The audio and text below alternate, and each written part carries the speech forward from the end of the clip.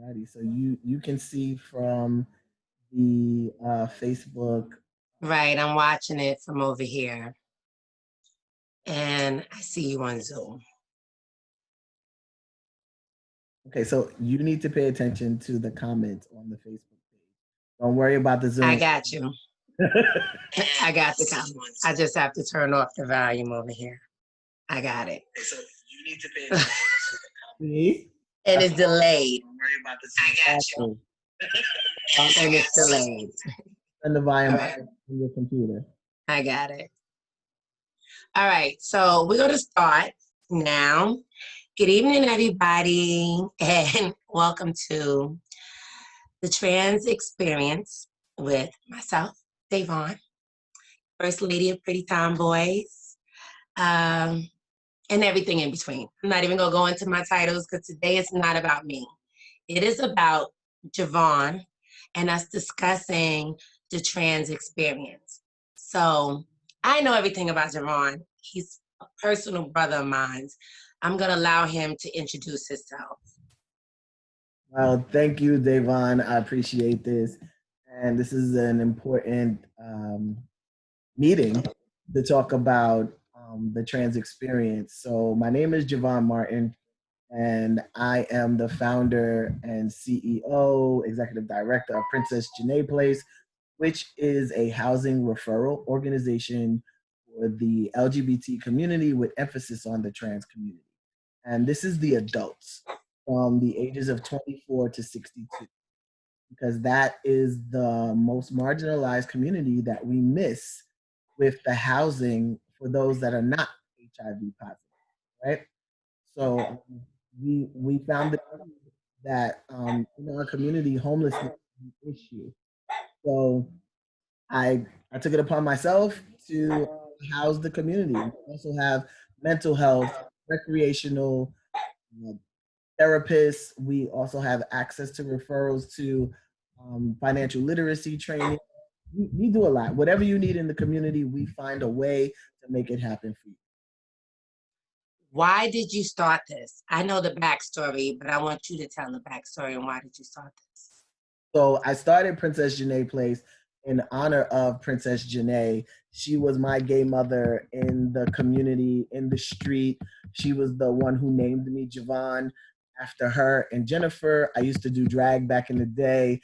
And my name was spelled with an A at the beginning because it was Janae and Jennifer made Jevon, and I changed it to an E, right? Because I felt more comfortable with an E. But Janae passed away of lymphoma cancer in 2013. Janae used to house everyone. She before she even moved to the Bronx, New York, her last resting place. She was born and raised in Brooklyn. Her mom, her her grandparents, and she was into the church. She was in the street. She was put out of her home for being who she was, gay, trans. So when she did come into an apartment, she always made space for other people. Dominique, Tyra from Pose, she used to live with her. There's so many people used to stay with her throughout her journey in life. And when she passed away, I felt the need to uphold her legacy and keep her mission to help people alive. And she instilled that in me. And she also told me, don't ever let anyone tell you who you cannot be and what you cannot do. So I pass that on to everyone else, just to be the best you that you can be in the community and always pay it forward. Hold on 1 minute. That is my dog barking. I heard. I know. She won't stop. So I have to kick her out the room for a little bit. Well, that's not helping. You should have brought her in. She's been in the room. She's been in the room just barking because she hears your voice and you can still hear her. Let me open up the door. I told you. She is just angry. She's so angry. She hears your voice and it's a foreign voice. You so know who's talking. She's not feeling this male energy in my house. She ain't feeling this. She's like, who is that? I don't see him. Right. My mother don't be having males in her house. All of that. All right. So we are going to focus on the trans experience, particularly Jevon's experience. But before we focus on that, I just want to touch base on some terms that we use in the LGBTQIA plus community that we may use today in our conversation, and so you know what we're talking about. So basically, I think it's common knowledge what lesbian is and gay is. But let's just discuss, because a lot of times people get sexual and gender confused. So let's just touch base on bisexual. What is your definition of a bisexual person? So my definition of a bisexual person is someone that interacts in sexual activity with both genders, male and female. Okay, so let's discuss a new term that became popular when Janelle Monáe came out as pansexual. Okay, so no, it's good because I am pansexual, and a pansexual person for me is attracted to anyone, right?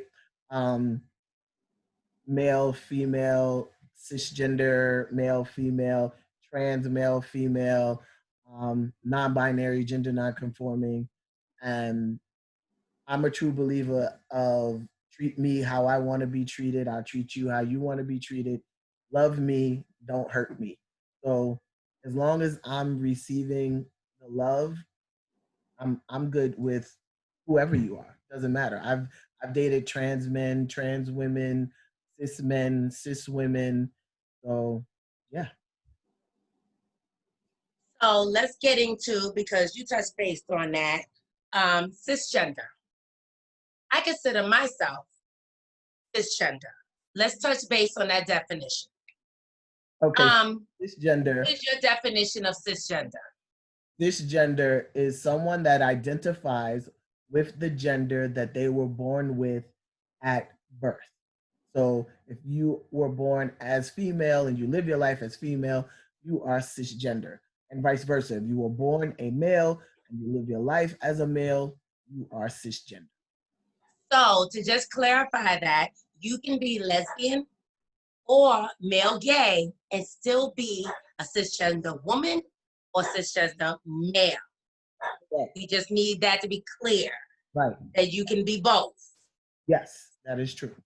Let's talk about, because you touched base on this as well, gender non-conforming and non-binary. Right. So gender non-conforming, non-binary people are ones that do not associate with gender, right? Gender non-binary. They do not associate with neither male or female. They identify as themselves, right? And I would rather a gender non-conforming, non-binary person speak on their experience with defining that as well, because for them it might mean something different, and they go by them and they right. Right. Also, they do not live with the heteronormative gender barriers, right? Yeah, they do not live in the gender.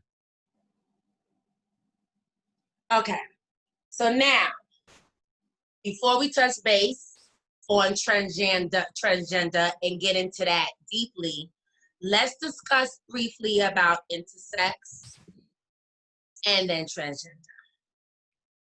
Because intersex is a term that is new for a lot of people and is being used a lot now. Right. So intersex, right, is someone that is born with both genitals. And right now we have gone before the medical boards and asked them not to gender the children that are born, because you don't know what they will grow up as, who they will grow up to become. So we're asking to leave the gender box blank and allow children to go up whoever they want to be. So intersex people with both genitals, you don't know. Back in the day, the parents got to choose if they wanted a boy or a girl. Right now, we're asking them, please don't do that, because some kids are growing up the opposite gender that the parents wanted them to be, and it's really mentally disturbing, mentally painful. It's a lot, right? Growing up as a male, but yet you don't have, right? And growing up, vice versa, it just allow kids to be who they want to be. We have to unlearn what we know to learn what's happening now in 2020. And I just base it all on love. Just treat people how you want to be treated. That's about So we touched base on a lot of the terminology that we may use tonight. And you can Google any of these terminologies, or you can go into the chat and discuss them. And we'll come into the chat later on and help you understand any of this. This is all about education. So let's get into the meat and potatoes about transgender people. Okay, so transgender, and I want to make this clear for everyone watching. There is no S at the end of the word transgender, right? Because the person is transgender. There are transgender people. There are no transgenders. There's no there's no transgendering. Yeah, so it's just transgender. That person is transgender, and there are transgender people, right? And that's how it works. I've seen a lot of people switch that around, and yeah, that's not how it works. Um, so the transgender experience. Uh, you want to ask specific questions, or? Well, let's start from, we discussed this earlier. I used to have a radio show, Dollhouse Radio, and my experience was my second girlfriend turned transgender. He is deceased now, Osiris, and he came to me and told me that he was transgender. I didn't understand what that was. And being a radio show host, I needed to discuss that. And so I asked Jevon to come on to discuss that, because this was maybe in about 2008. And you had started your transition when? 2000? Yes, I started my transition medically. Medically. Because back then you had to live in the life you wanted to live for 2 years prior to even, taking hormones, speaking to the right people. The therapist didn't even know what to do with me. But we can get back into that, and we'll keep it direct questions. So I asked you on the radio show, and it opened up a world of questions. People was calling up, stating that they felt that they was transgender. They was asking you intense questions on how they can go through the experience, where to start. And so let's start from the beginning. What made you feel like you was in the wrong body? Okay, so I didn't feel like I was in the wrong body. I was always me, who I was. And growing up, I just knew there was a disconnect, right? I didn't feel comfortable in women's clothing, didn't feel comfortable in the way I was told I was supposed to act, walk, be, look. And that uncomfortability for me was like, I just give up. I was 7 year old. I was 7 years old wearing women's seven shoe. So people used to make fun of me, call me Sasquatch, and all of these names. And I was the tallest in my class. I played basketball. I played softball, volleyball, very, very sports orientated, tomboy, right? Um, I didn't have how do you say a word for who I was. I knew about drag queens, I knew about gay men, lesbian, and all of that. I didn't know about transgender because that's not what it was said back then. Back then, it was a tranny, right? It was transsexual, right? Actually, Um, and those words are derogatory. they are. Some older trans people still use tranny, but I don't use it. And they were predominantly trans women. Did not meet any trans guys, didn't have any mentors back then to guide me anyway. So I lived my life as who I was, and I did drag shows. I met several trans women, and they embraced me.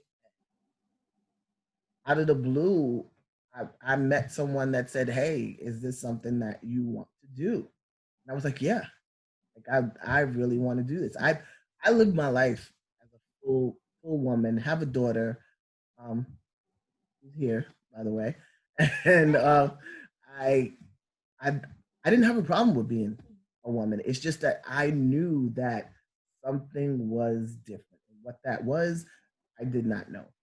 I was more comfortable when I performed in the clubs and the bars as Jevon, and I found people, referring to me as Jevon and he, and using male pronouns with me 24/7.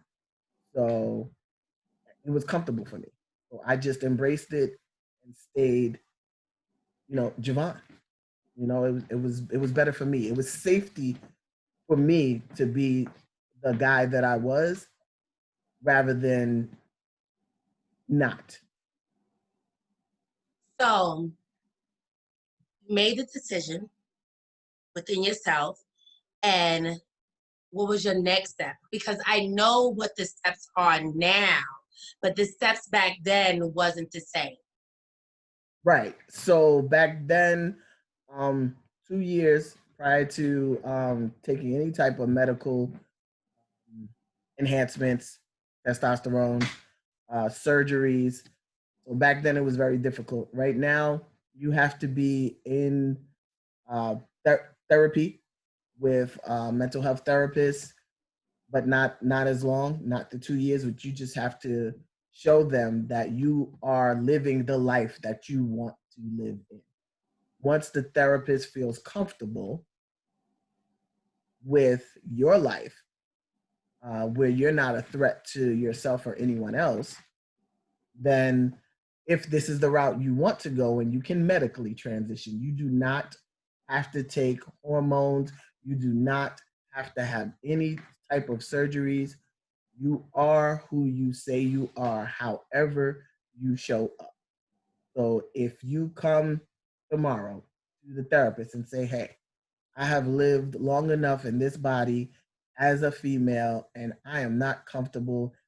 I feel like my life is in danger and I would be better if I was male." You have to show up as male. You have to continue to go to your therapy sessions as male and show that this is real. This is who you want to be. With that, they will give you more information, or you give them information on who you are, who you want to be.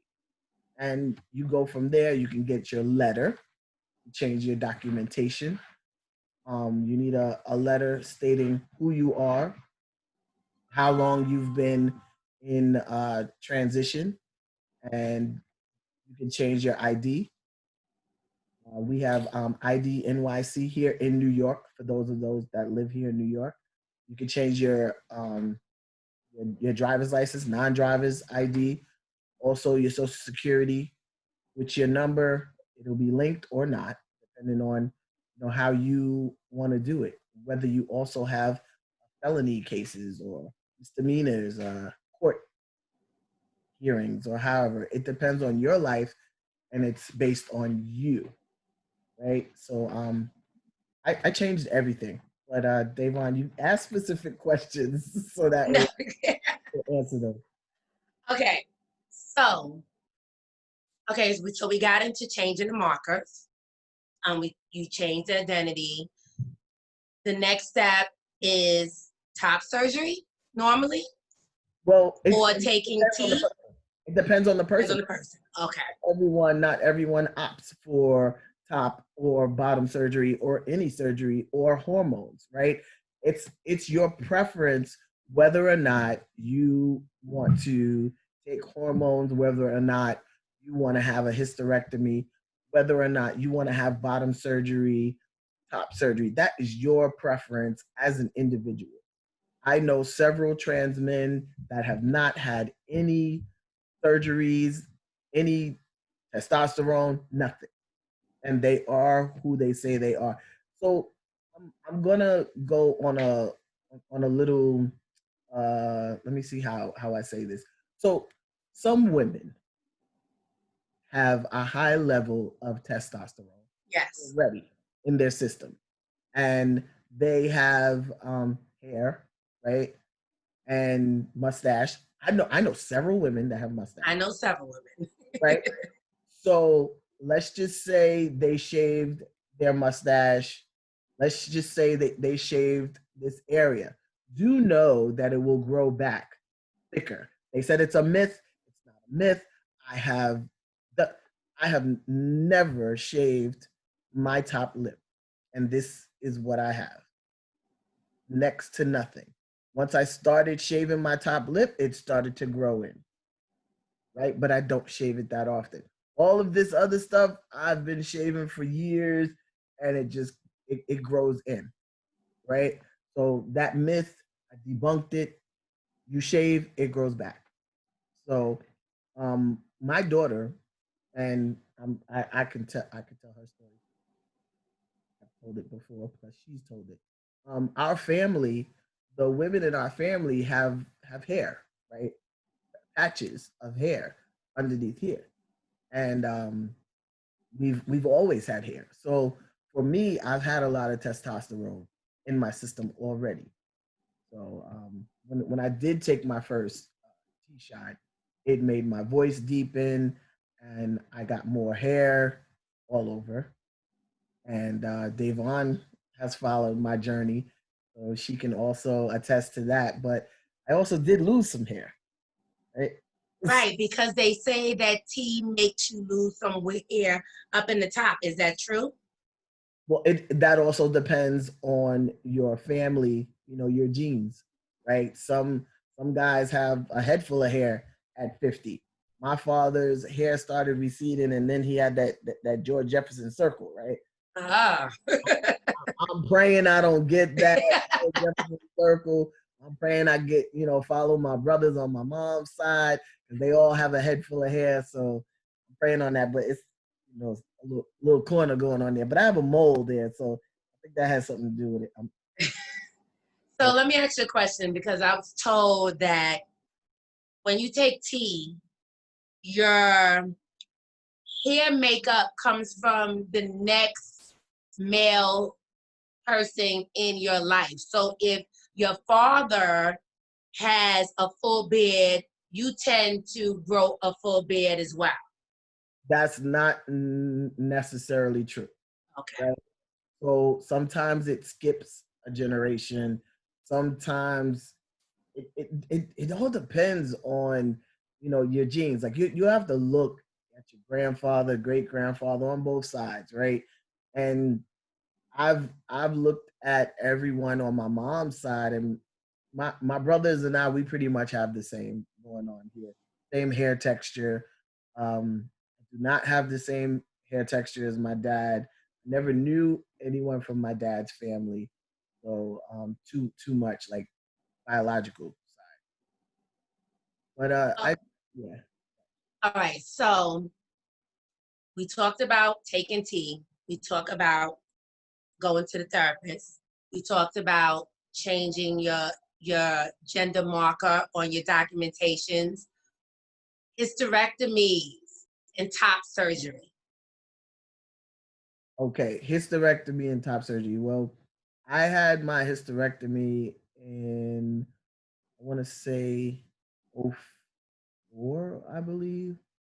I had my top surgery in '06, I believe, '06, '07.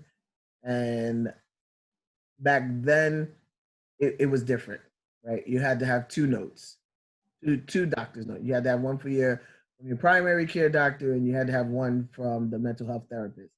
But also back then, it was really, really hard. There weren't too many surgeons doing top surgery, and I had to pay for mine, $11,000. Now, Wow. yeah, now Medicaid pays for it. And when I had my top surgery, after I was done, the surgeon, she retired. That was it. She was like, I was enough for her. I know there's a doctor, I think in Fort Lauderdale, that's supposed to be a really good doctor that a lot of people go to. Oh, we have doctors, surgeons are all over now. So when it comes to top surgery, uh, the doctors are almost in every state. Yeah, and when bottom surgery, my option for bottom surgery came around in 2016. I Wait, let's not get into that yet, because that's intense. Let's not get into that yet. So explain what top surgery is, because it's not breast reduction. Okay, so it's different for each person, right? Some can just get a breast reduction. Some get a double mastectomy. Some get the T incision, right? It's different, depends on your chest size, right? And it's not okay for a cis person to ask a trans person about their surgery, right? I mean, each person is different, but it's triggering, and allow them to talk about it. So for me, it's easy. You can talk to me. Anybody knows me, they know this is what I do. This is educational, and I'm here to educate, inspire, and empower. So this is what we do. Um, the the surgery that I had was a double mastectomy, right? And it just went straight across, and they realigned my nipples, but then my nipples, my areolas were still too big, and they're still too big. I was just happy that they're off for me. I was a 36C at the time, so they just cut it, took out the fat, the fatty tissue, the muscle, all that was underneath the breast tissue is what they took out. There's another procedure for the areola, periareola, where they can just take an incision of your areola and suck out the breast through the areola and sew it back up. That is a great procedure because you don't have the line going across your chest, right? You have to have a certain size breast to get that procedure. It has Correct. to be small. A cup, yes. Okay. Cup, very small, yes. Um, I was large. I wasn't huge, but I'm pretty much 36C, the average 36C, yeah. But for those that have larger, if you think about it, the larger um, sagging, hanging chest, that's a lot of skin, right? So when they do cut it and how they cut it, and then they have to take the areola and put it back. So it's more work, but they have to do a different incision because it's a lot of skin, right? They do ask you to lose weight. They do want your BMI to be, correct because your health concerns with having any surgery, is very important. So they want your BMI to be at the right level for your age, your height, your weight. I just tell anyone who wants to have this surgery, and there's a lot of people having this surgery that are not trans, right?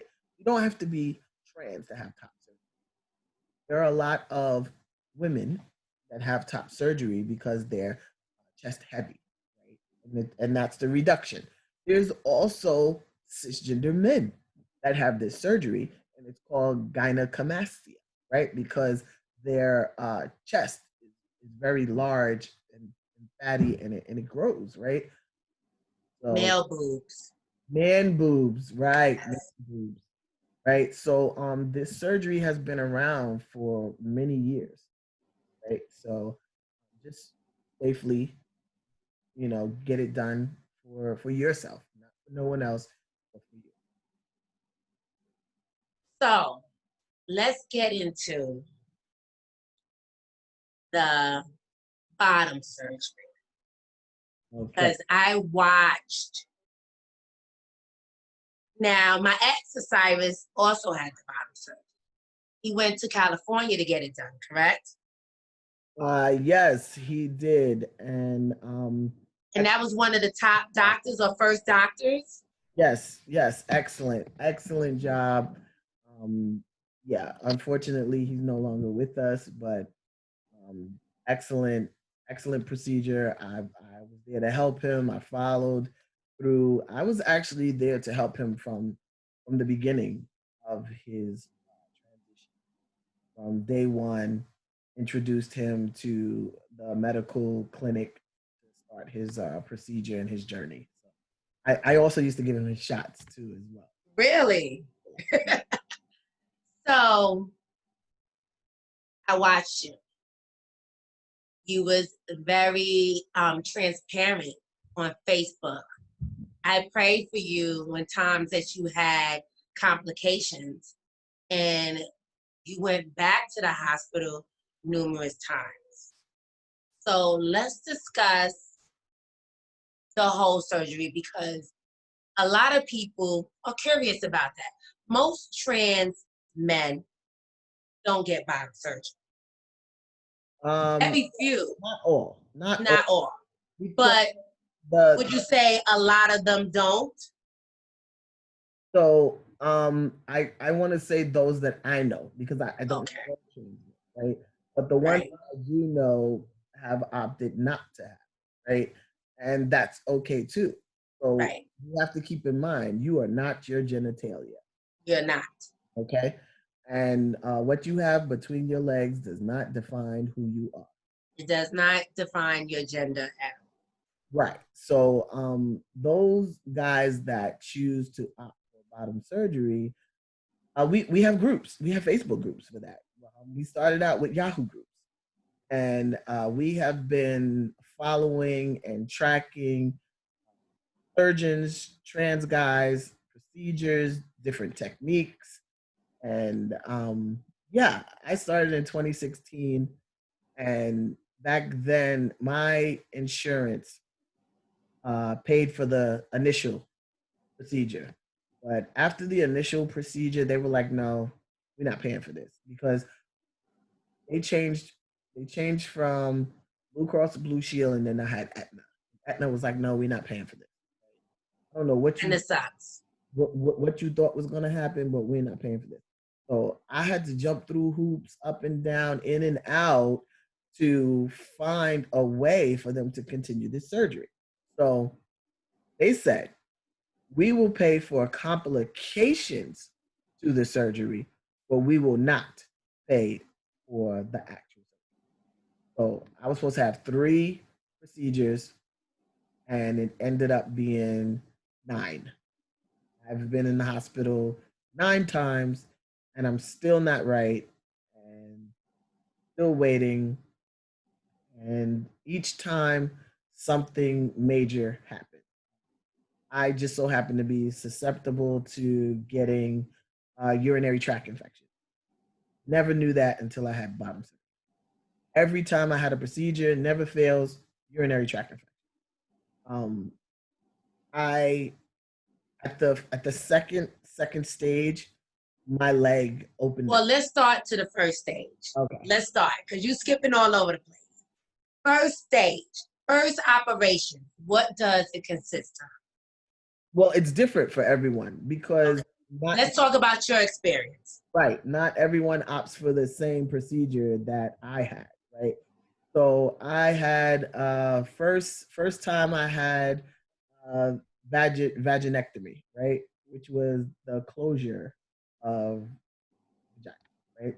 Also had the roto testicular plasty, right? Okay.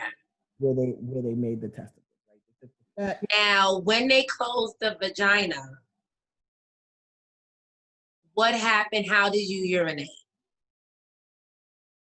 Uh, You still urinated the same way? I had the bag. I had the The catheter. catheter? Okay. All right. So that's your first procedure. How long do you have to heal from that? Oh wow, that was a couple of months. I was supposed to heal at least 2 to 3 months before my next, right, and it didn't last that long because my stitches were popping open. Um, I got infections. Um, I had to lay there with my legs open, have proper care. People saying that they were coming over to help didn't come to help. There were days that I was home alone until my wife came home. She would leave at 3:30 in the morning. She wouldn't get back home until 6 o'clock at night. I didn't eat till she right? It was a lot. It was a lot.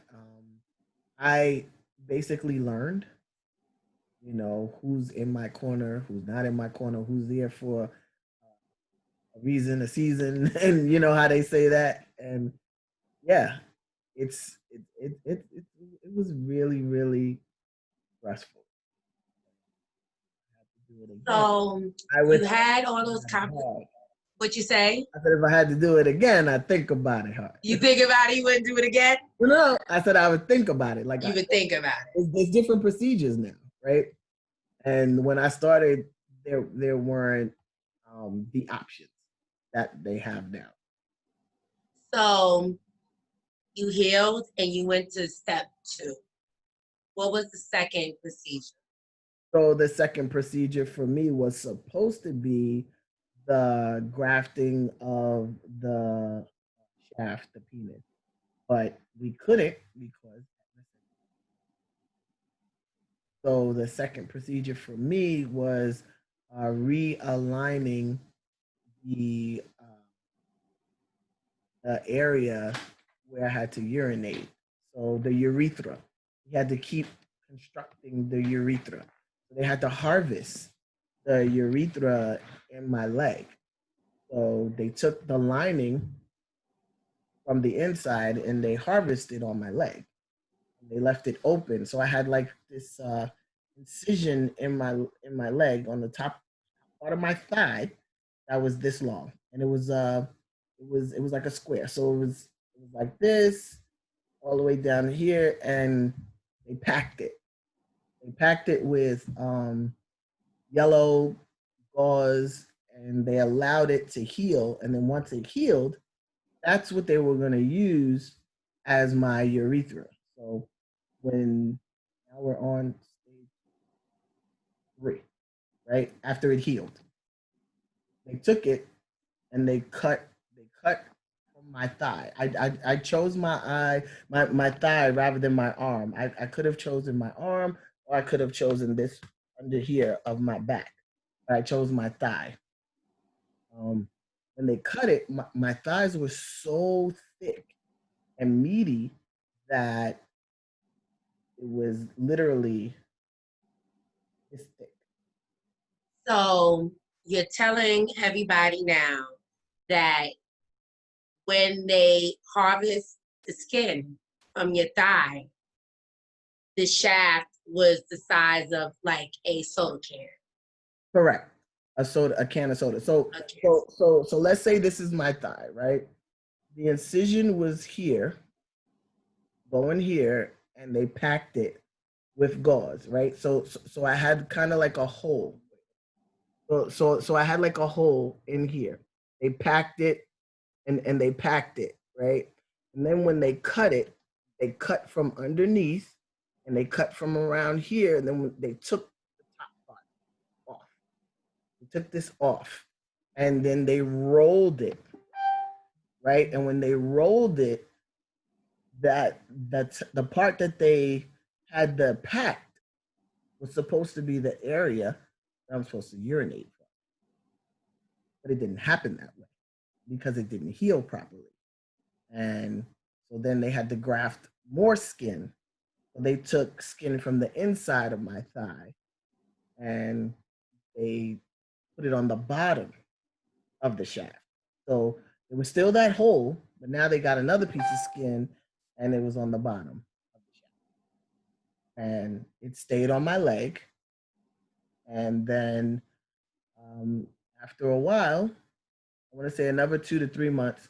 My surgeries were every 3 months, every 3 to 4 months. I was having surgery after surgery. So I was having at least 4 surgeries a year, 3 or 4 surgeries a year, and each surgery was close to $400,000. Mm. So we are way beyond $1 million, right? We are close to $4 million on this. Mm. Yeah. Yeah, hospital stay, procedure, everything. Because Complications. yep, 9 surgeries, and then there's the clinical visits in between, right? Removing staples, removing sutures, removing all types of stuff, right? Removing the catheter, putting the catheter back, flushing it. So there was so many things happening. The testicles had to put more fat because the fat disintegrated.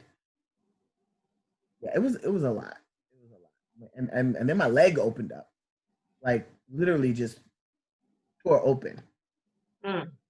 Yeah. So there was a lot of complications because they would pay for complications, but they wouldn't pay for step 1, 2, 3. Most guys that have bottom surgery, 3 stages, 2 stages, done, depending on what they wanted. So there's several different. There's phalloplasty, metatardioplasty, different procedures. Let's break those down in layman terms, because basically, what are you saying? Because some of them are just a semi-hard. Some you can make hard. Let's talk about it. Yeah. So let's back up, right? So Stack up. metatardioplasty, right? And you can Google it. Tap it on your phone. Metatardioplasty, right? Take your clitoris, extend it if that's what you want, and invert the urethra, urinate through the clitoris, right? That's metatardioplasty, right? Phalloplasty is when you harvest from somewhere else on your body to actually make and graft, which is your thigh, your arm, your back. Now they have penile implants, right? So what I mean by that is they have actually taken it off of a cis guy, donated it when they died or however. Wow. You can actually attach it to another human, right? So they're donating. Wow. John Hopkins in Maryland did this first a couple of years ago. The person is still alive, and yeah, so it's happening, right? There's so many different procedures, but if I had it to do it over again, I would have had metatardioplasty first because everything would have been in position and in place. So then when I would have gotten the fallow, it would have went over the metatardioplasty and wouldn't have had to worry about the urethra aligning anything and prepping anything. Pizza came. I know, right? It is here. It would have been already in place, right? So all the complications I would hope would have been none. you have, so I've had numerous breast surgeries, being a breast cancer survivor. Right. So one of the surgeries was breast reduction, and the doctor did not give me an option of what my breast would be. He just reduced it to the size that would be best for my stature. Do you have an option of picking what size you want? So mostly when you have a double mastectomy, that means No, I'm sorry. I'm going back to the bottom surgery. bottom. Yes, Yes, yes. yes, you do. You have this option. And I'm here to tell you that bigger is not better, right? Because how are you going to conceal it? How are you going to walk? It's very heavy, it's extra weight, it's in the way, okay? So, for all the well endowed cis guys, keep in mind it's small and then it grows bigger. For us, it is the same size. There is no smaller, bigger. You can opt for devices to make it flaccid and hard. But for me, because my thigh was already meaty, it's semi already. So that's why I'm wearing extra big pants. That's why I'm having issues walking because it's hard in the way. Okay. So when people see me out and they see me dancing and walking around, oh, Jevon, you okay? You look like you're in pain. It's in the way.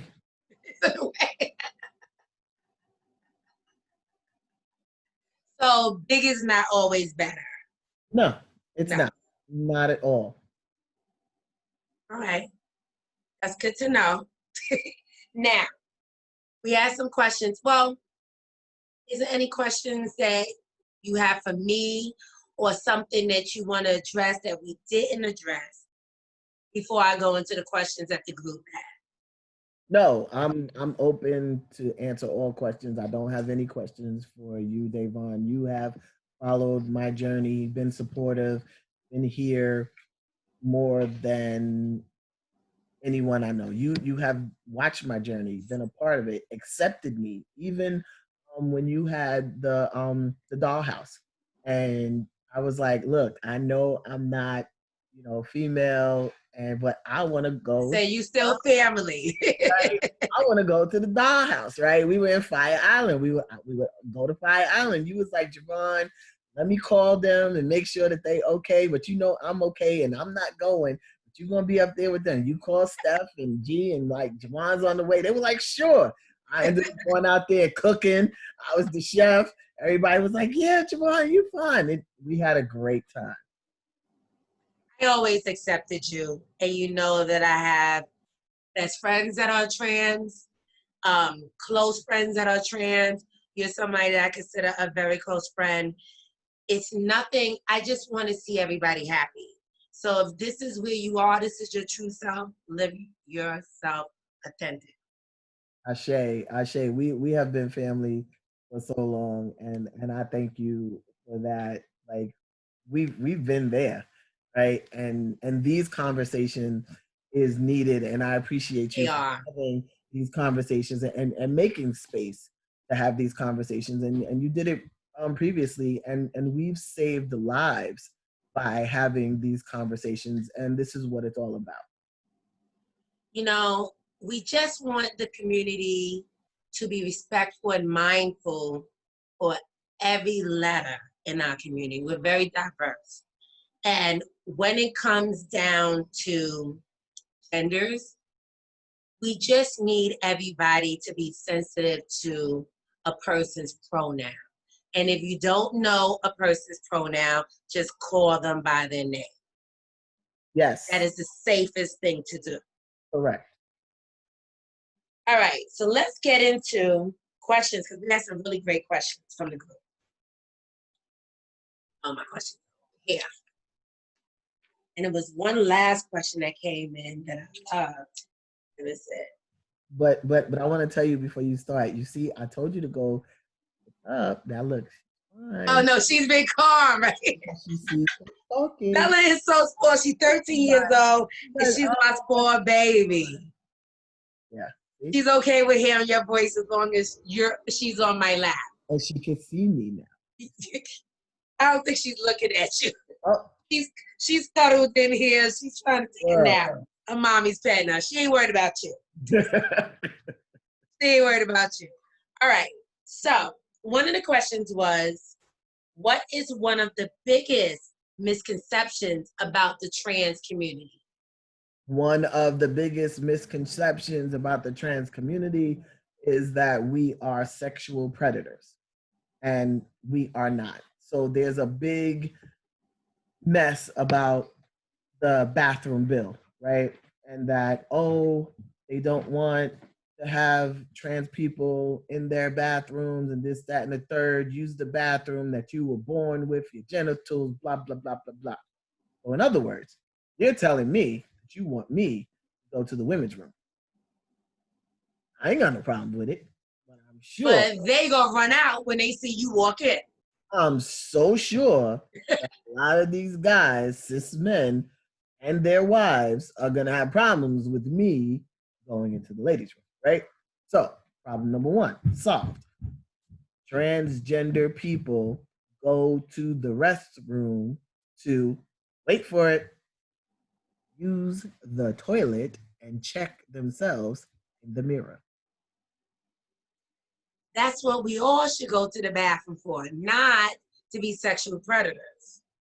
And what we was discussing earlier was, if you travel the world internationally, it's only the United States that has bathrooms, and some Latin countries that have bathrooms that says female and male. Look, you're not even sharing your pizza, Jevon. They gender neutral bathrooms are like this thing in America, but you can go somewhere else outside of America and the bathroom just says bathroom. And you wait for the person to come out and you go in. Correct. And that's what I've been talking about for many years because I had the opportunity to go out of the country.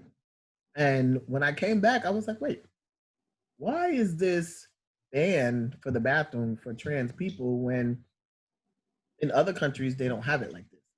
Right. So even we talked about this, Davon, that when we went to the clubs back in the day, the bathrooms Was gender neutral. yeah, men and women went to the bathrooms together and washed our hands together, and we were out. Like the tunnel, The limelight, tunnel. we all just used the bathroom. There was no male and female bathroom. It's restroom, right? And I feel as though people put too much emphasis on worrying about what someone is doing in the bathroom, right? Right. And furthermore, this is how I feel. This is coming from me. Who in their right mind is sending a child to the bathroom Alone. by themselves? Right. Right? And if anyone is dressing up in female clothing, going to the bathroom to rape someone, they're sick, right? Mentally unstable. They are not trans people, and we are not going to get this um, miscommunication about cross dressers are not trans people. Cross dressers are cross dressers. Drag queens are men that perform entertainment as women. And they can be Gender. straight. Right. And those people can be straight. Correct. Correct. So I know plenty of I drag do too. that are married, right, to cis women. They do it, it's a form of art, and they love it, and they have a great time. I also know gay men that do drag, right? I know cis women that do drag that are not lesbians. So we need to get that out there, known, and just get rid of it, right? cross-dressers and drag queens are not transgender. Throw it away. End it. All right, Joe, throw it away. Jevon, finish this sentence. I wish people would just stop. Misgendering us. Discriminating against us.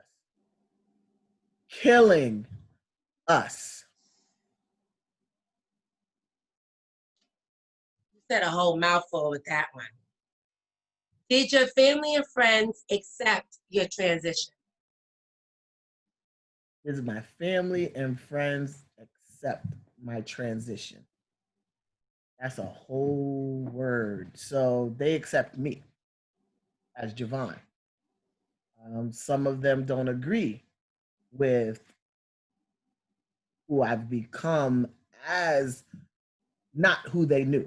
So let me not confuse you.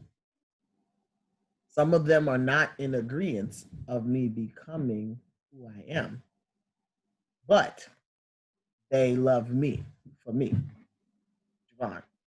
They respect me as Jevon, but don't see me as the man that I am today. My oldest brother is in securities business. He used to work in the Pentagon. He's ex-military police, Colonel Powell's best friend. He does not get it. He does not want to get it. And he continuously to she, me. But at times he just says Jevon, right? And uses no pronouns. And he's like, yeah, you're not gonna get me to say, do, or whatever. I used to change your diapers. And I'm like, what does that have to do with me being a grown ass man in front of you? I ain't in diapers yet. Maybe when I'm 75, you might want to change another diaper, but that has nothing to do, my genitalia has nothing to do with who I am. And furthermore, we have the same genitalia now. So what's the problem? So we're kind of distant, but we're still family. Yeah. All right. Some trans men date men. What are your thoughts? I already know what your thoughts Hey, they like it. I love it. are. Right. I used to date guys. That's how my daughter got here, right? Um, I have dated trans men, trans women. I said this earlier, right? Cis women, You did. cis men. Yeah, like I always say, you know, you treat me how I want to be treated. You love me the way you want to be loved, and we good. I don't care if you're green, purple, red, black, blue, brown, yellow, orange. What medical treatments do some trans men seek when transitioning? Okay, we went through that. We went through that, right? So we discussed that in full. Bottom surgery, top surgery, or not. Hysterectomy, Hysterectomy or not, right? You do KT or not. We discussed that. right. Is the goal of the trans community to be fully accepted into the gender they transition into? Question number one. The next question, to be defined as women/men and not trans men and trans women. Got it.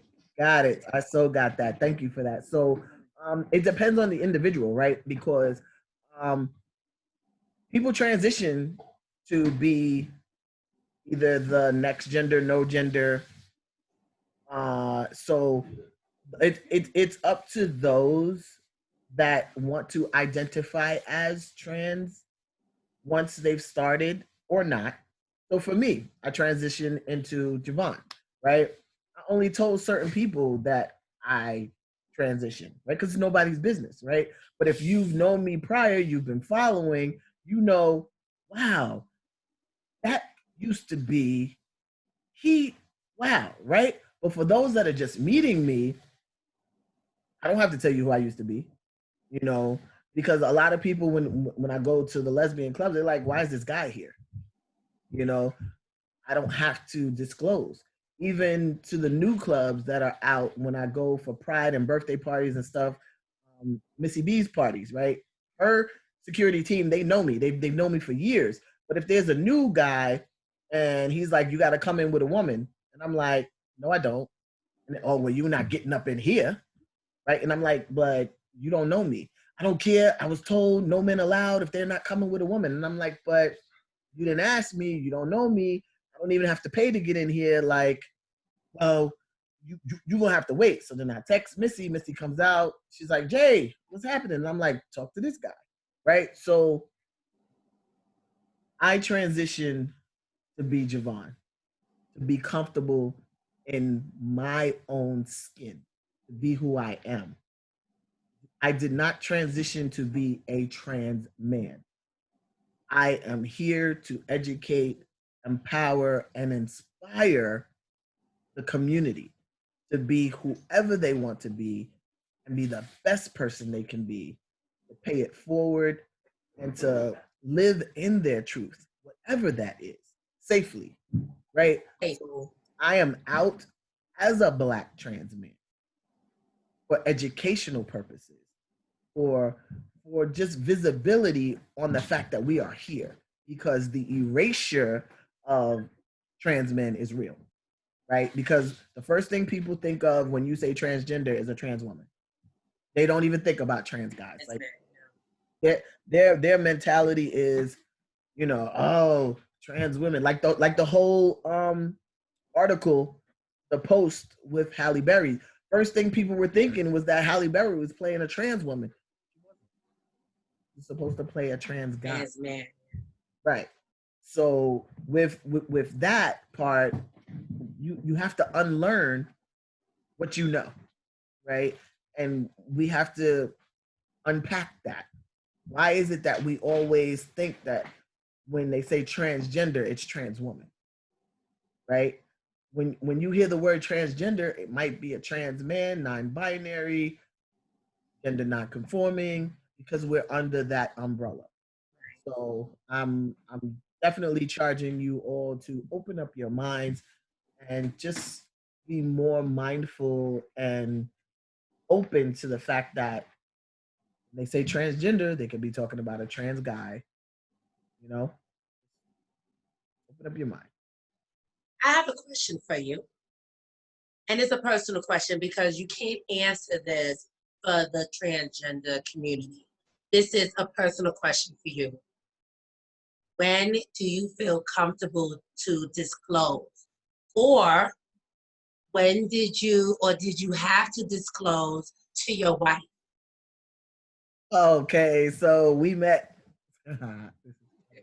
Okay, so my wife and I met physically, and she didn't remember that she met me physically at a ball in Philly. She's originally from Philly, and we were Facebook friends, and we had hundreds and hundreds of friends in common. So I saw that she had said she wanted to come to New York for her birthday, and I was like, "Hey, you coming? I'm gonna show y'all around. You and your girls. We're gonna have a good time." You know, tour guide. I used to work for the MTA, and so she hit me up and she was like, "Yeah, I'm not coming because my friends backed out." And I was like, "Why are you not coming? Like, come on through. Like, let's have a good time." So she was like, "Listen, I'm not taking that drive. It's a long drive." I was like, "All right, I'm gonna come down to Philly. I'm gonna get on the train, and I'm gonna drive back with you." Right. The day came. I got on the train. I got off the train, and I was like, "Hey, I'm here." And she was like, "What do you mean?" And I'm like, "I'm at 30th Street Station." I'm wait. So she didn't think I was coming, and she had to grab her bag, and she came, and uh,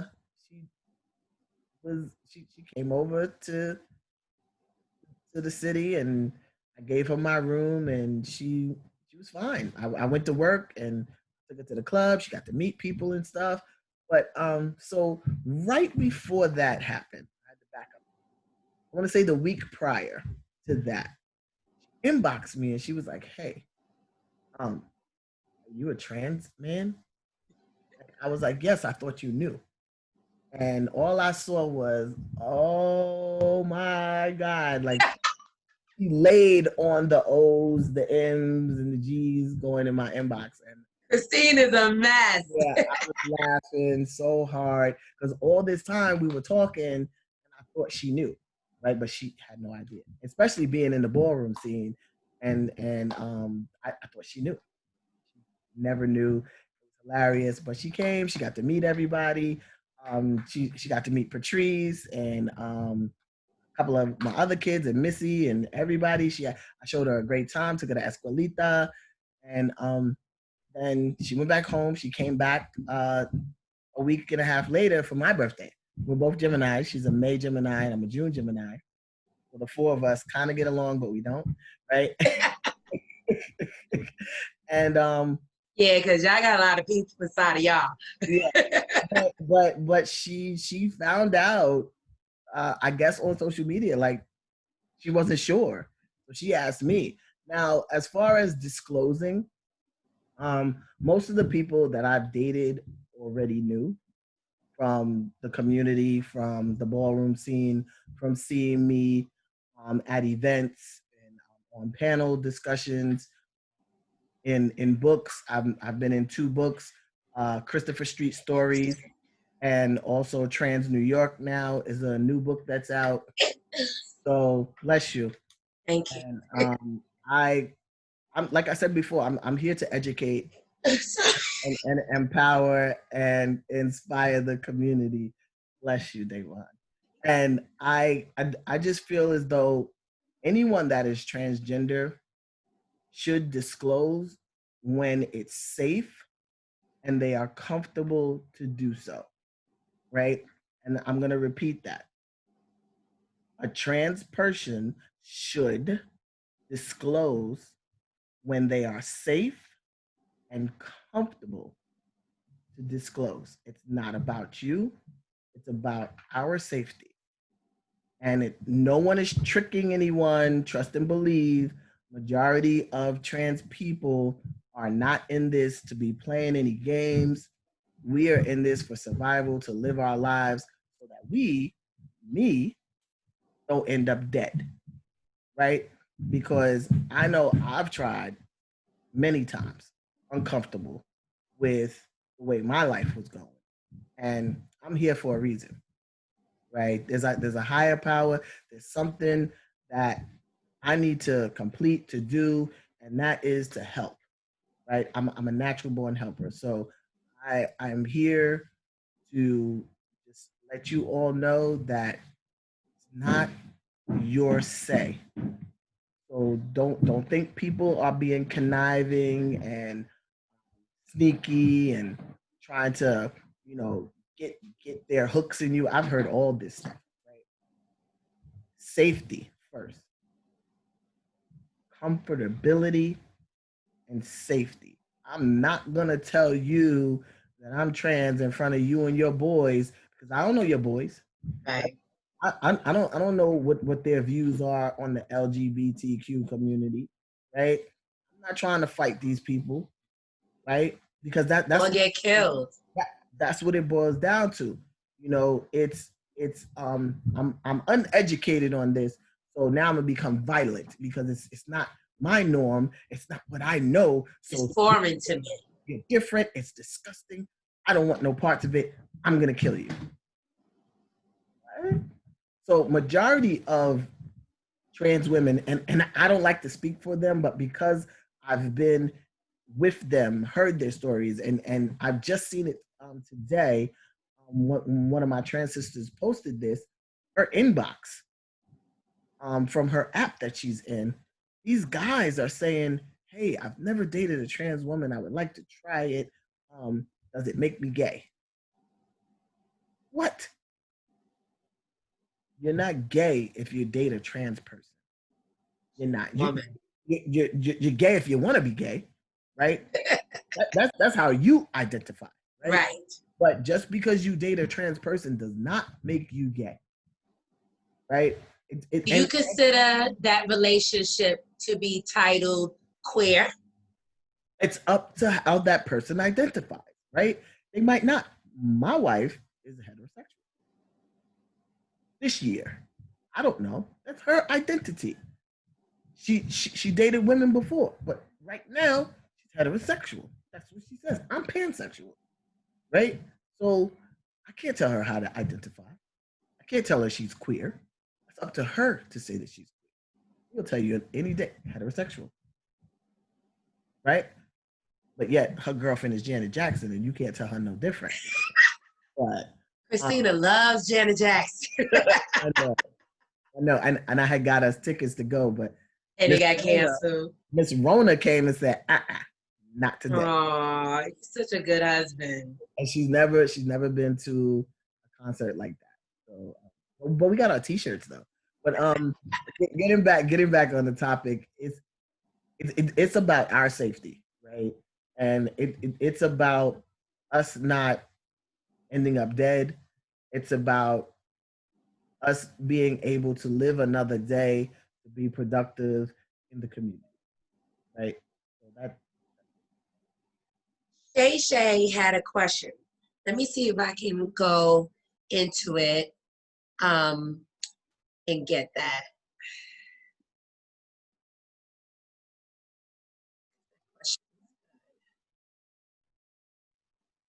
I thought it printed out. Apparently it did. The question is, oh, this is a very good question. After bottom surgery, will you be able to have sexual gratification? Also, is it offensive if the person you are dating calls themselves a lesbian? So we addressed that just now with you identify with what you identify with. I know people who are married. When they became married, they was both lesbians, one being aggressive lesbian. Well, aggressive lesbian is what we call studs or butch lesbians in New York. And that person decided to transition. And now trans is considered transgender. But his wife is still considered she identifies as a lesbian. and that's fine. And that's fine. Identity, right? Identity is something totally different. That is fine for her to identify as whoever she feels. And that's between the two of them. Right. So when they go out, safely, as long as she doesn't misgender him or put him at arm's wrist, it's fine. Right? She can identify as whatever as long as she says this is my husband and as long as he agrees to it. So I know a couple where the one of the couple identifies as both, right? Physically looking at them, they look male identified, but they respond to both, right? So they will, their significant other, wife, will refer to them as wife and husband. So that's how they. Their title, they identify as transgender or non. What is it? But both of them are under the transgender spectrum. They are following non-binary. Okay. Yes. That makes sense. What was the other part of the question? Because we answered that one. It was the first part. Oh, she asks about gratification after bottom surgery. And also I want you to address sensation. So it's different for every person depending on what you opted for, right? So for me, I had the nerve inverted from my thigh into the fallow, the penis. And for me, it feels like someone is rubbing my thigh back and forth. So, when you rub your penis, right, you feel a sensation on your thigh. Correct. Yes. So for me, the sensation is not as it was prior, and I basically want to work on that. I was told for the past 3 years. I was told for the past 3 years that the nerve would eventually relate to the touch on the shaft, and I would feel it, and I wouldn't feel it in my leg. That's not. So I've been asking them if they can reverse the nerve and put it back because all I feel is my leg, and it's not a good feeling, right? As far as pleasure, no, I don't feel that. It's mentally, and I work through it. All right, everybody. Do we have any more questions? Because I addressed, I believe, all of the questions that the group had up there. Oh, Missy's in the building. We talked about Missy. But check the comments. Yeah, I'm looking at the comments. There's no questions in the comments. They're just, unless I don't see them, I'm trying to scroll up. Everybody is just loving the conversation and making comments about what we said, but there wasn't any particular questions. If you have any questions, please put them in the comments now under the live. Hey, Missy. So we can answer them before we let Jevon go finish his pizza and enjoy his family. My piece is sitting right there. And Missy said, hi, Jevon. It's one of our favorite DJs. We spoke about you, Missy. Yes, we did. She came on, Missy D. And they talking about, oh, they miss Escalitas. We all do. I miss nannies. Oh my God. We were just talking about how we missed Chi-Chi's. Cheese and two potatoes. And two potato. Those were the days, honey. Listen, when my brother was gay, he was alive, he snuck me into better days, honey. Okay? So I've been around. Oh, so yes, Teresa. Thank you for reminding me, Teresa. Oh wait, we have a question. Someone, right? Should someone that wants to date a trans man go to therapy with them or suggest it for being understanding? I think that's a preference.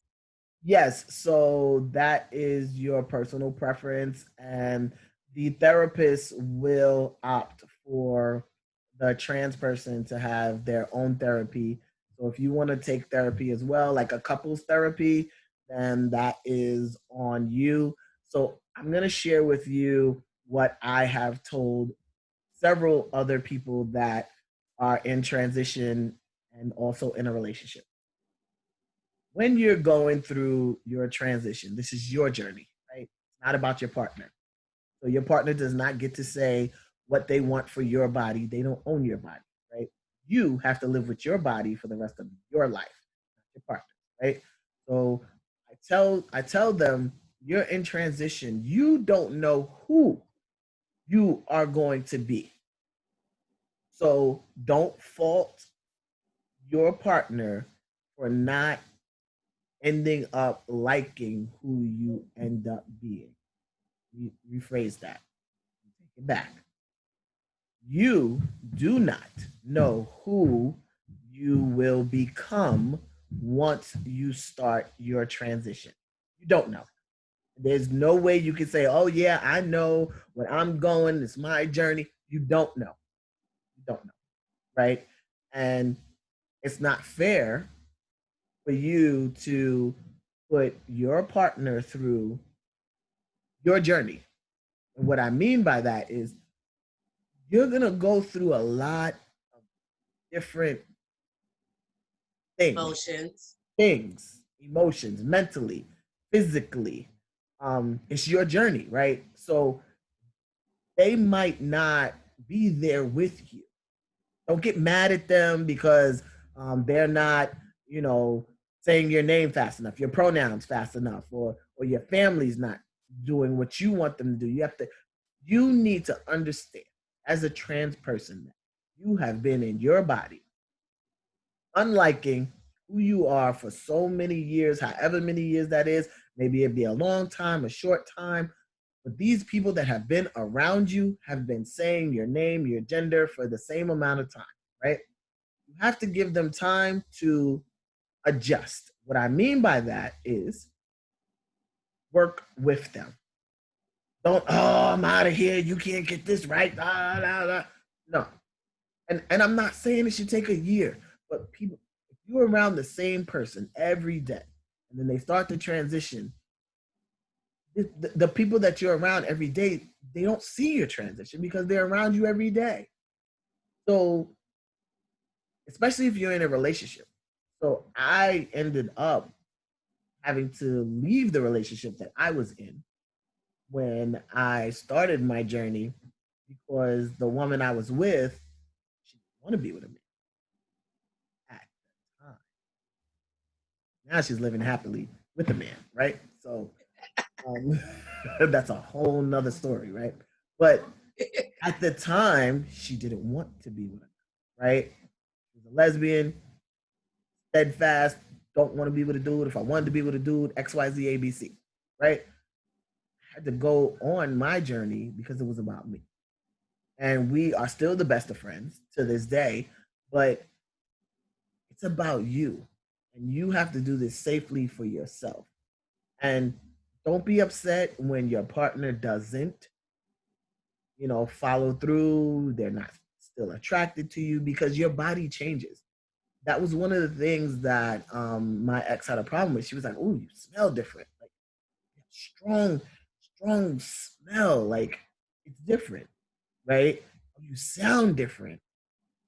Stop being so rough." Like I didn't even know that I was, being so aggressive and rough with my touch, right? And I had to take it back. Even my friends, they would be like, "Yo, Jevon, like, you know how when you get somebody a dap or something, not that serious." Like, I was like, well, I didn't know I was, dapping you that hard, you know, and you have to figure out the type of person you're gonna be, and it doesn't happen overnight, right? So just be mindful of your journey and the path that you take. I've watched numerous people break up, argue, fuss, fight, and just just know that treat people how you want to be treated along your journey, right?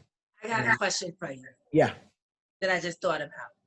How do you feel about trans men and trans women in sports? Now, so let's say a trans woman in the WNBA or a trans man playing in the NFL. How do you feel about that? Right. Or even boxing, as we saw maybe a couple months ago when she was in the fight. Yes. So and we also have another question. Another question? Okay. Yeah. All right. So sports. Couple of them. Sports related. So I just want to say this, that let's say these trans people didn't disclose who they were, right?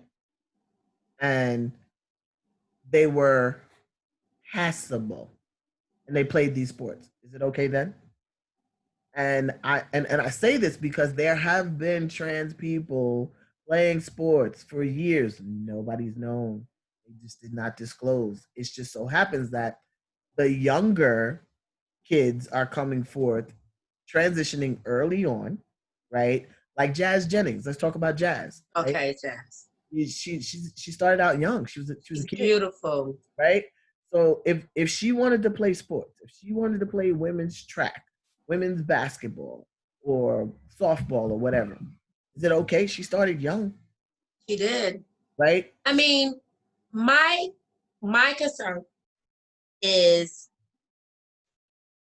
are they stronger because they're taking a hormone? No, they're not, because think and about it was it. the risk, safety wise.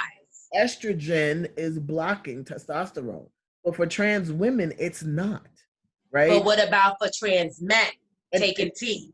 Okay, so for trans men taking T, it's not depending on what they're doing, right? So I've watched cis women bodybuild, right?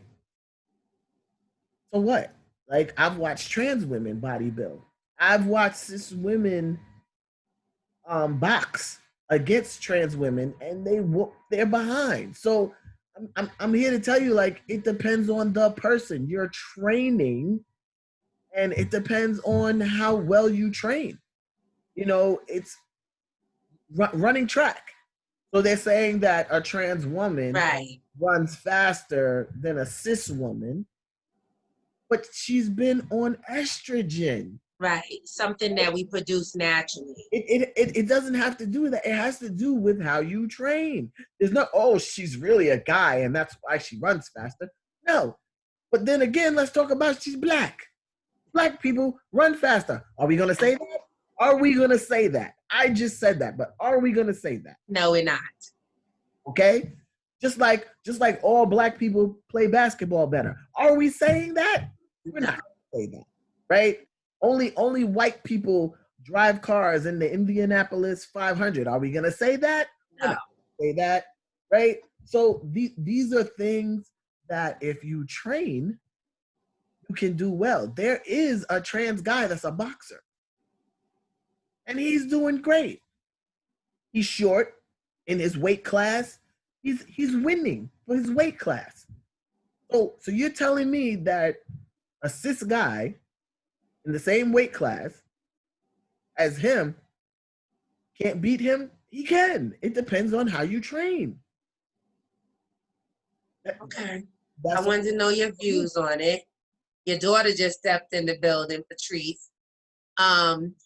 Somebody wants to know, Kat wants to know, does tea have any side effects?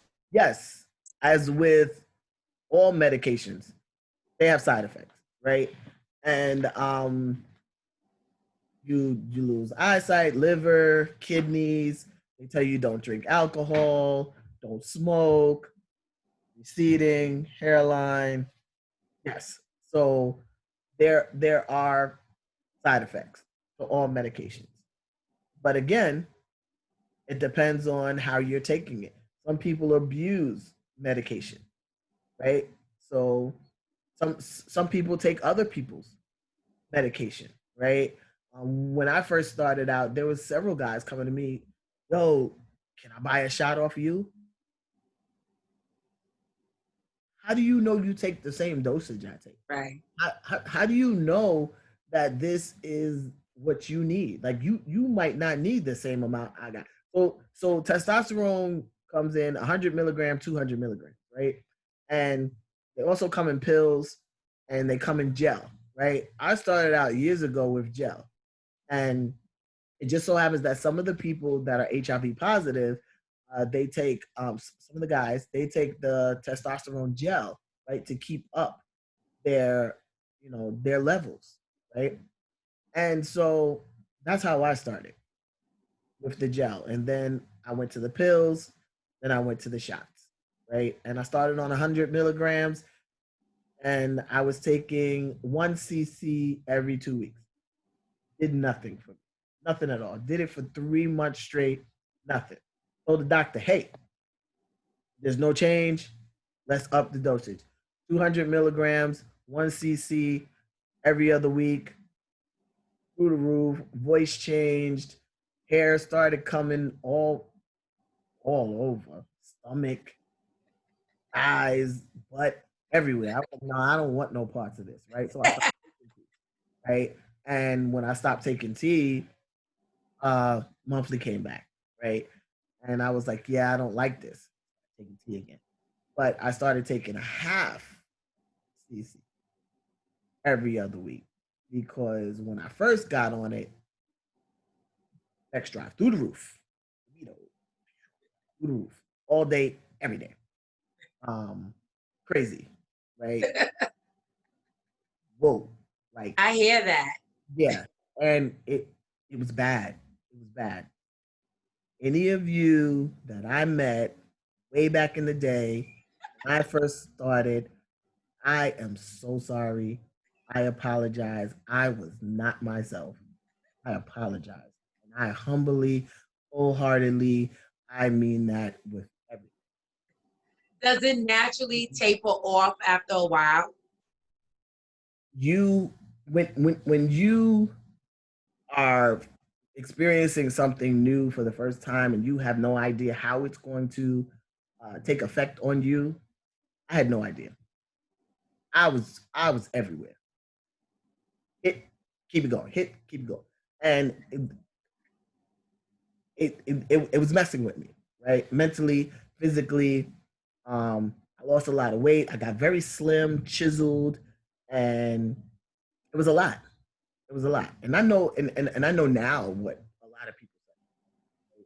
And I can now apologize because I have come full circle into the man that I am, right? I am fully aware of myself and everything that I've done, right? And I'm so thankful now that I'm a mentor to those coming up to let them know, hey, this is going to happen. And this is what I need you to do. Do not go this route because uh, the STDs that are out here, crazy, right? Um, don't dibble and dabble with, substance usage and testosterone. Not good, right? I didn't have nobody to tell me this back in the day. I was drinking, I was smoking, testosterone. It was a lot, right? I had nobody to tell me, don't do this, don't mix that. And now I'm the one to tell people, hey, slow down, be mindful, it's happening. And it's for them to listen or not, right? But when you first get that in your system, ooh, it's like wow, puberty. Like Wow. yeah. All right, we have a question. I see more as a long question, Monique. When meeting a trans, sorry, I'm losing my voice. How do you approach them without them feeling like you have a fetish or without them feeling like you think they are a lesbian? Are there any specific dating groups? I noticed that they don't specify on sites where they just ask if you want male or female, possibly because there is no option. Okay, so there is, right? I got the question, Davon. That's fine. Okay. So here on Facebook, right? When you go in the top of the search on Facebook, you can put in there um I saw that. you can put trans men and the women who love them, right? You There's have a lot of groups. that's one group. But trans men and the women who love them. You can go in that group. There's several trans men in there. You can go into single trans man group. You can go into just put trans man or trans men, and all of these groups will pop up. Look in groups, and all of these groups will pop up. Go in the group, introduce yourself. Majority of the groups, I am an admin. I've been around for many years.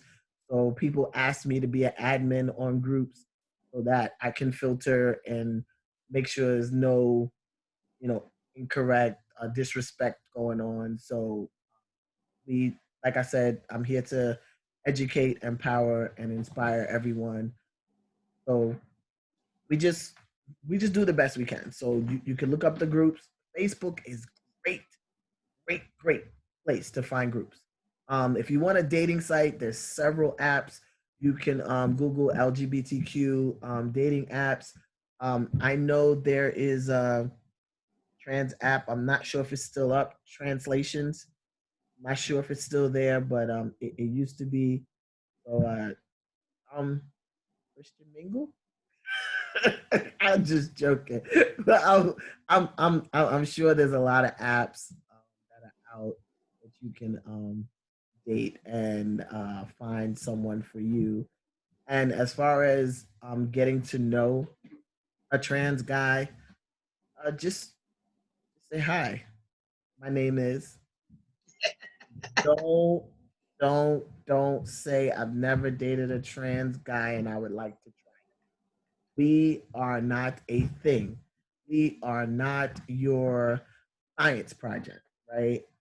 Um, you can just say hi, whatever. Let's be friends and see what happens after let's be friends. Because the best way to start a relationship is being friends first. All right. Gio has another question. Two questions, actually. Oh, wait. I think we might address the second one. Do you suggest any individual that is considered transitioning to be a friend, more transgender males or women, to be comfortable with who they are becoming? And what encouraging words can you give a person in the beginning stages of their transition? Kind of touch base on some of that, but you can answer. You've been giving encouraging words the whole night. Okay. I'm trying to read through this again because it got me. So, do you suggest any individual that is considered transitioning to be a friend, more transgender males or women, to be comfortable with who they are becoming?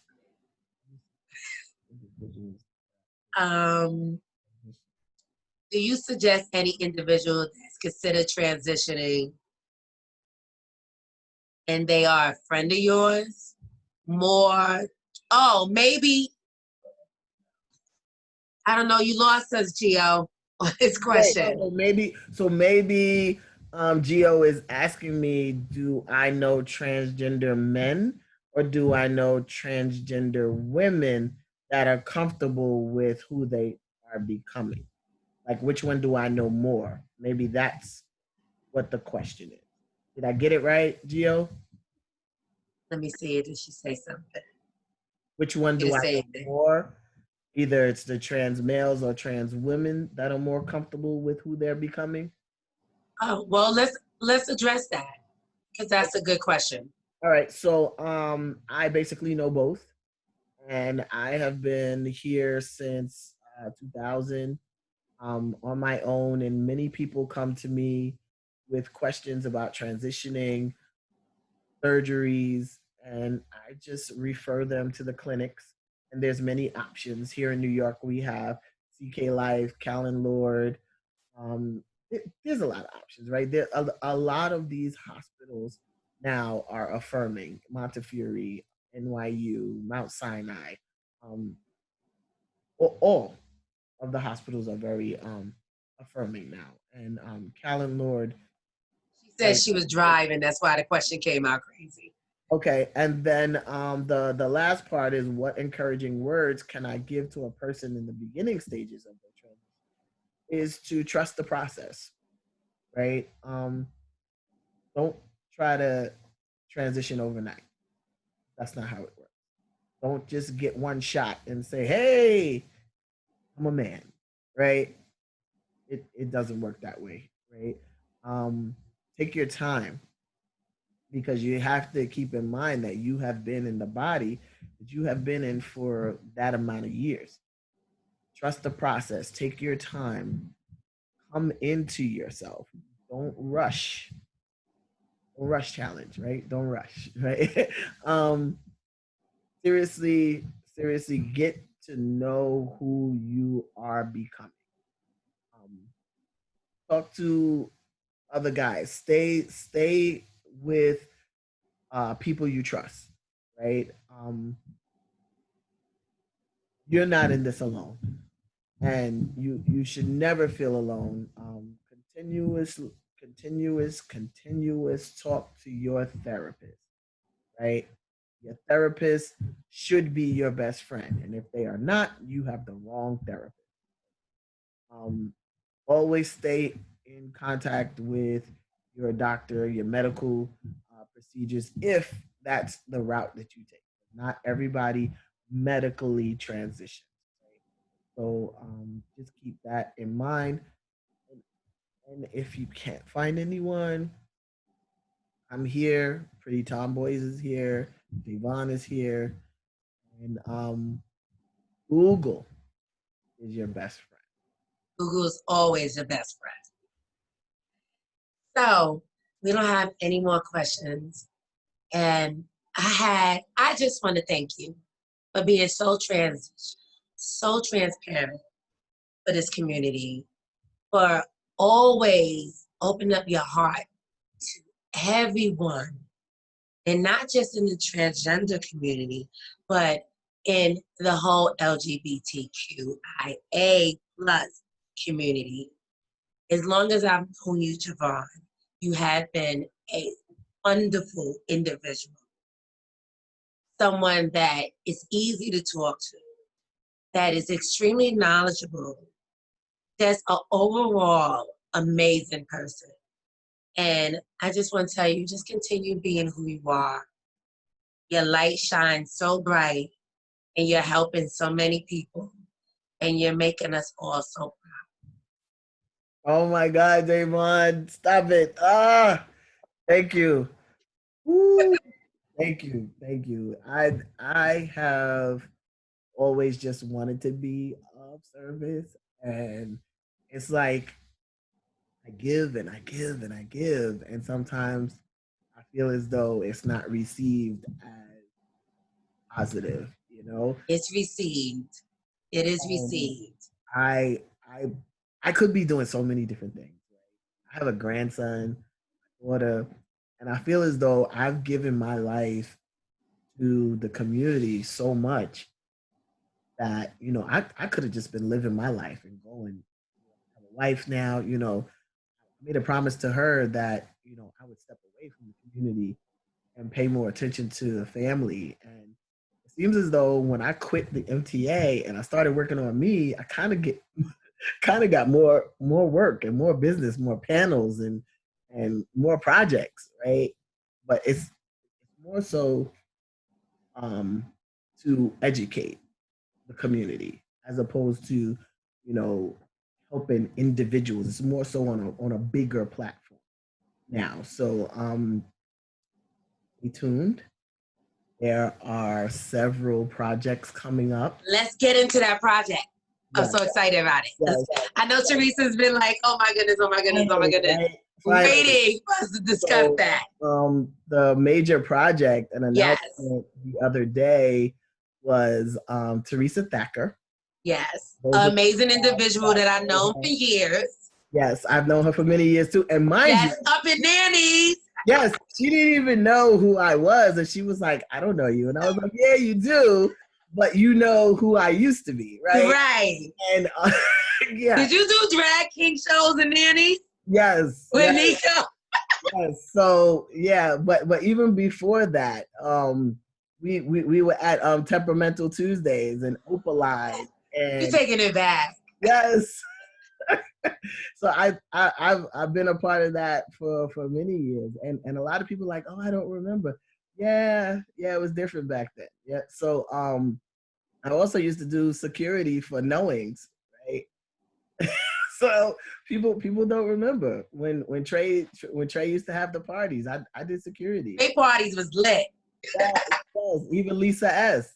Yes, Lisa, yes. House parties, Buddha bar. Yes, I when we were Cinnamon Productions, I I did security, right? It's just funny, right? But that was before my transition, right? And so Teresa has CIA in Atlanta, and she hit me up and she said, Communities in Action, yes, community CIA. action, yes, CIA. I apologize. Um, and she said, I have property in New Rochelle. I'm from New Rochelle. And I'm like, yeah, I know. And she was like, yes, it's an old church. And we want to do something with it. So she reached out to several people in the community to do something. And she's just been waiting. And I'm like, why wait? Let's go. Let's do it. So she hit me up and I went up there and it was raining. I went back up again.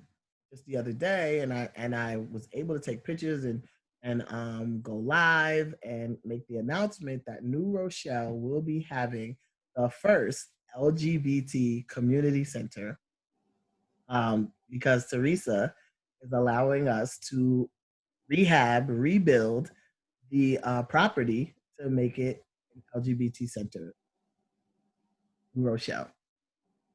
This is amazing. This is exciting. Very exciting.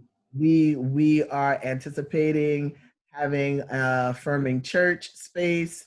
We want to build up depending on the air rights and have housing available, recreational space, pantry, possibly a garden to teach people how to. Oh my goodness. Yeah, like the possibilities are endless.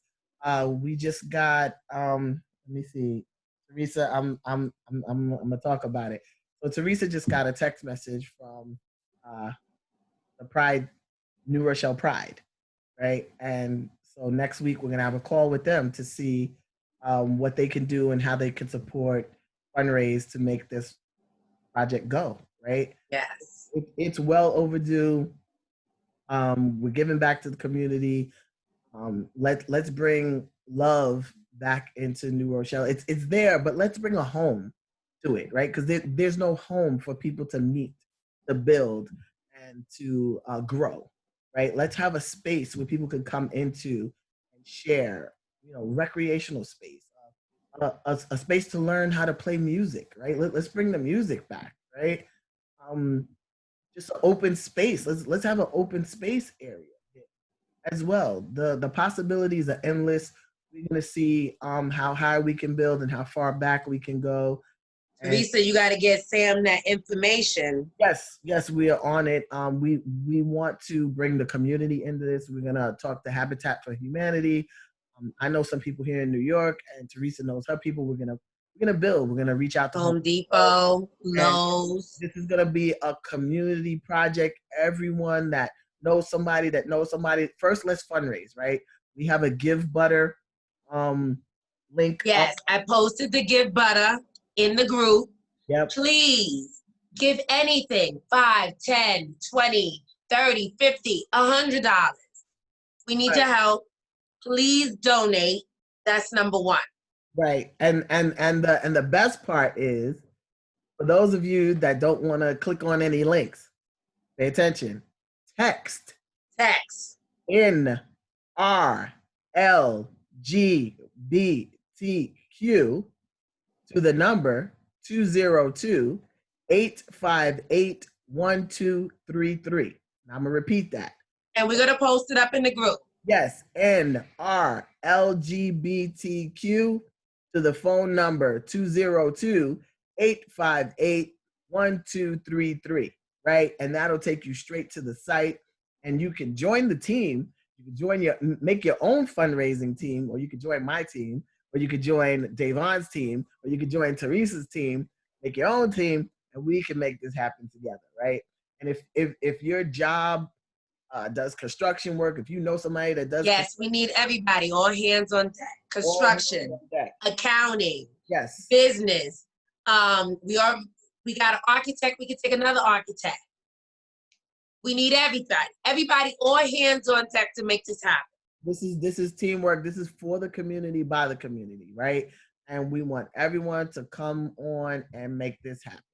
And it's endless possibilities of what we can do here. Let's show the city of New Rochelle what is capable, what the community is capable of doing, right? It's it's due time. We've lost so many party spaces, clubs, lounges.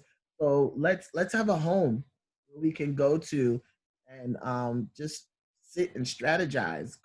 A computer room, right? A clothing exchange, pantry, a job training, food rescue, job trade, all of this, right? Let's do it. It's possible. We can make it happen. All businesses, let's come together and make this happen. We're in the beginning stages. We just started this, so whatever you can offer, all information is wanted and needed, and it starts here. It starts now, right? So community center, housing, everything. Let's do it, New Rochelle. Let's do it, community, right? You don't have to live in New Rochelle to make this happen. I don't. I live in the Bronx, and Teresa is in I Atlanta. live in Queens. Yep, and Teresa is in Atlanta. She's making Right. right because we know someone that knows someone that knows someone. We're gonna make this happen. All right. So thank you. So Teresa posted it up underneath here. We'll probably post it up again. Make tell yourself, I'm gonna donate $10 a week to this movement. I'm gonna donate $5 a week to this movement. I spend $10 in Starbucks. So don't drink that venti caramel macchiato for a week, for one day, and donate that money to this cause. We need to take care of our own. We are a community. We need to take care of our own. Nobody's going to take care of us. And even though we might be older and established, my daughter's gay. I know a lot of people that have children that are gay. They need a space to go to. We had a space. I mean, in New York, we have a huge LGBT community that we was able to go to. Every city needs to have a space for us. Every city. And this is just a start. So let's start here. Pretty Tomboys, let's all come together. That's what we do as a family. Let's get this done. It's definitely doable, right? So I was looking at how many members we have in this group, right? And close to 1,600. Right. And so $10 a member.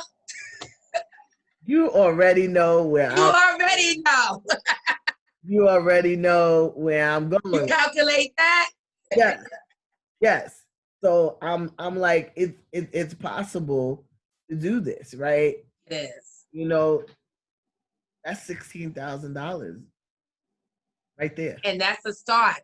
And that's just doing $10 this month. So if everybody say, I'm going to do $10 a month, every member in this group, we can collect $16,000 a month. We can get this done. We don't need anybody else to help us. If they help us, it is great. But if they don't, we can do this ourselves. And even if you don't have the money to do this, right? I'm sure you got a skill. I'm sure you know somebody that knows somebody. Just hit the share button, right? Thank you. Because sharing goes a long way. You never know who might see it, right? And they might have more than $10, or they might have a contracting company, right? They could be contractors. You know, you never know. They could own a lumber yard and give us all. We need grant writers. If there's a grant writer in here, we need grant writers. Right, grant writers. We need board members. Yes. You know, we need a committee, right? We need the community to come together to let us know what the community wants. Yes. And what's needed. So advisory boards. Yes. Right? So we could all make this happen. There could also be a community space that we could rent out for, like, when people have birthday parties, or we could have a Saturday night Missy B dance party. All right, Missy. Right? We got you working, baby. and it's not even built yet, right? So it ain't even built, we gotta work. Right. There's so many different possibilities that we can have, you know, over there. Like a block party. And right across the street is a huge park. I miss block parties. Yeah. I really feel like, you know, with this climate that we have now, that we're going to be bringing it back old school. A lot of things are going to go back old school because I don't feel safe. Club, not right now. I don't even feel safe going in Walmart with all these people. Not everybody's wearing their mask up underneath here, and I'm like, right. Nobody's covering their nose anymore. And nobody's following the arrow going this way. People coming towards me. I'm like, yo, you supposed to be going that way. Why? What? You not following the signs on the floor? I'm following the signs. Yeah.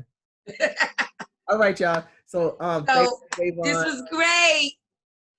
Thank We you. really appreciate everybody that came out and listened, learned, met Jevon for the first time, maybe, met me for the first time, maybe. Whatever the case may be, we appreciate all of you. Remember to donate, donate, donate. Hit the inbox. Tell us what you can do.